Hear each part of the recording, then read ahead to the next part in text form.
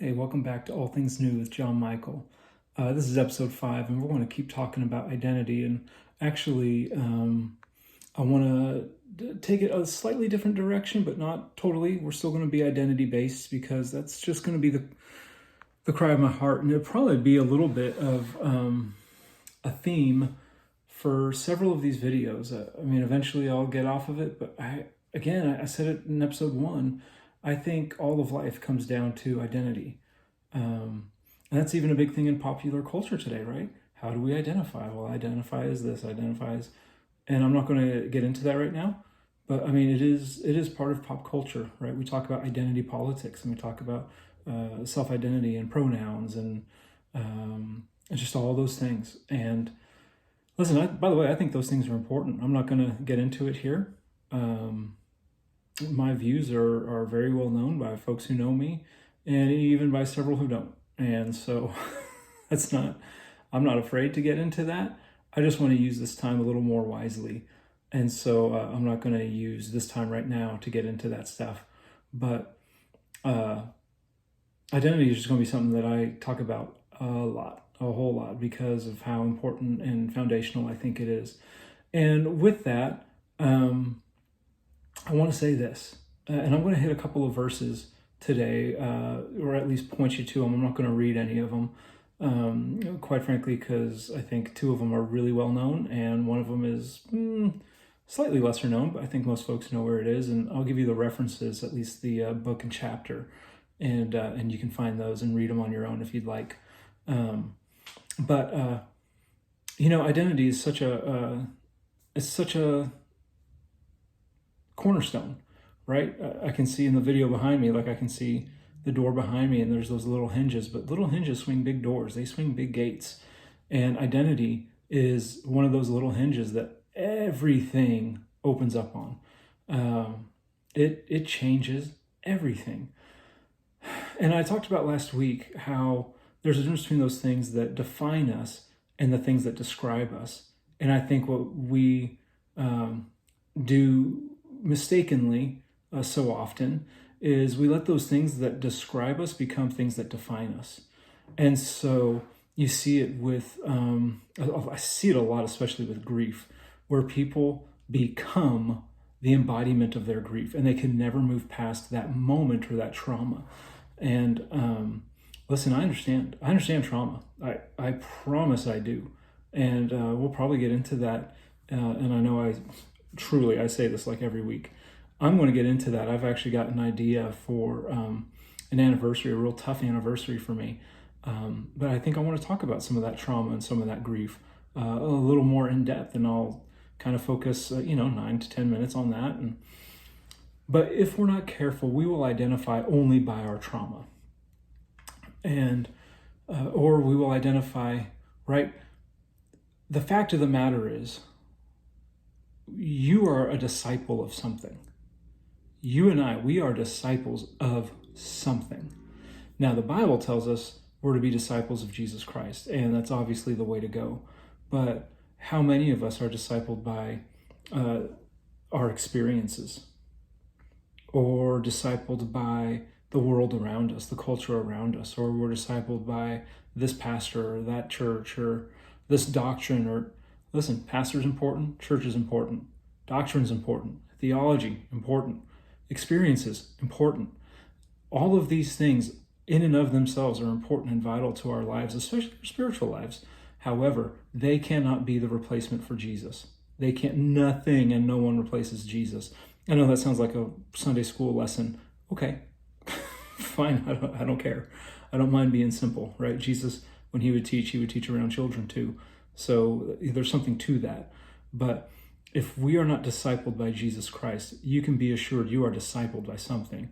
And I've just made the decision, right? In fact, it's somewhere around this house, but the Bible verse that my parents had hanging up in their house for years and years, and now I've got it hanging up somewhere. But as for me and my house, we will serve the Lord. And I just made a decision long ago. I think that's Joshua 24:19, something like that. Oh man, it's going to bother me, but whatever. It's in Joshua, towards the end. As for me and my house, we will serve the Lord. And I made a decision a long time ago. I will be discipled by Jesus and by nothing else. And yes, I have experiences. right?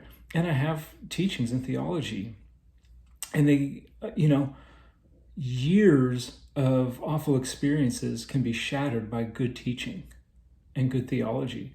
And likewise, years of terrible theology and destructive teaching can be destroyed by one God experience, one God encounter.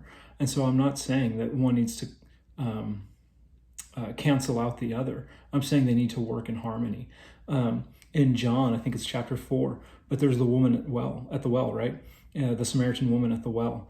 And I won't get into the context too much, but just know that Samaritans and women, neither were respected by Jewish men. Neither. In fact, Jewish rabbis would start their mornings every day with a prayer. Lord, I thank you that you have not made me, that you have not made me a Samaritan, a dog, or a woman. And it was in that order. Lord, I thank you that you have not made me a Samaritan, a dog, or a woman. And so Jesus meeting with the Samaritan woman, this is revolutionary. This changes things.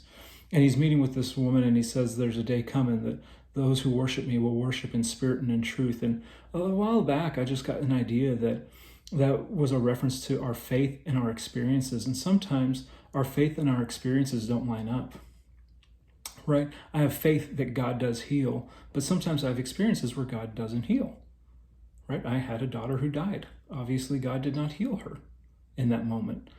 And my faith and my experience didn't line up then. I believe they will one day in heaven, right? Where my faith in God and in Him preparing a place for Zoe will be the reality, and I'll get to experience the fullness of that reality. Holy cow, I've only got 2 minutes, and I've got so much more to say. Let's go really quickly. So Jesus is meeting with the Samaritan woman. And I think so many times we look at that woman and Jesus speaks to her and says, listen, you've had 5 husbands and the man you're living with now is not your husband. And we go, oh my God, look how wonderful Jesus is that he's meeting her in this place of sin and unrighteousness and unholiness and just immorality. Understand, women, Samaritan women especially, were not legally allowed to initiate divorce. She wasn't living in sin. She was living in rejection and brokenness. And God did not meet her at her place of sin. He met her at her place of hurt. He met her at her place of brokenness and rejection and shame. That's where he met her. Oh man, that's hitting some of y'all. And listen, it hits me. It hits me. And then in Mark chapter 2, we know the story, the crippled man who's brought in on a mat by his 4 friends, or we assume 4 friends. Could have been 4 strangers. I don't know the story. I don't know the background. And everyone around is looking at this guy, and they're calling him paralytic, paralytic, paralytic, paralytic. The guys all carrying the mat, the folks in the house, everyone around, even the author, right? Mark chapter 2. Even the author is looking at this man and saying, paralytic, paralytic. This man is known only by his brokenness. He is known only by his need. And Jesus looks down at him and says, son.